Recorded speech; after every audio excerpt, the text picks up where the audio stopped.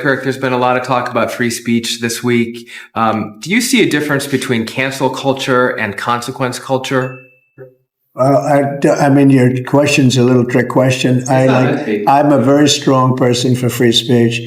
At the same time, when you have networks where I won an election, like in counties, I guess it's 2,600 to 525. That's called a landslide times two. When you have that level of popularity or voter support, as I did in the last election, and yet 97 and 94%, different numbers. You see different numbers with different stats, but 97, 94, 95, 96% of the people are against me in the sense of the newscasts are against me.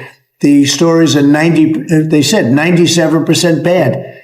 So they gave me 97. They'll take a great story and they'll make it bad. Yeah, Mr. President, if I can, on the top subject of free speech, Ted Cruz compared Brendan Carr to a mob boss, the way he's threatening television stations and saying it's absolutely dangerous for the government to determine which speech is okay and which is not.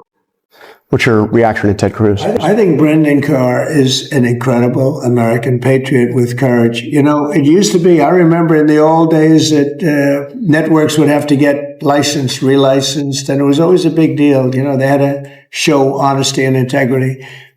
When you have a network, again, I'll use the same numbers, whether it's 90 or 94 or 97, all different numbers, but when you have networks that give somebody 97% bad publicity or 94% bad publicity, I think that's dishonesty. And, you know, they're getting free airwaves, right? You know that, right? You get them for nothing. These airwaves, they make millions and millions of dollars. The news makes millions of dollars. ABC, your network. I mean, your network wrote very badly about me, and they had to pay me $16 million. So do you think you have a right, or that Brendan Carr has a right to take away the licenses? No, I think Brendan Carr is a patriot. I think Brendan Carr is a courageous person. I think Brendan Carr doesn't like to see the airwaves be used illegally and incorrectly and purposely horribly.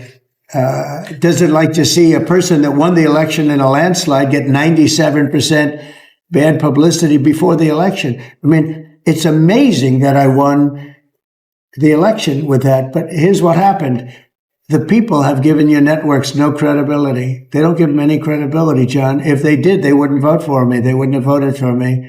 When you look at, I mean, you could also say the liberal media, the liberal left, when you look at these stories and papers, but we're not talking about that. We're talking about, I assume you're talking mostly about the networks, but they have a licensing procedure, and you can read it as well. They have to show honesty and integrity.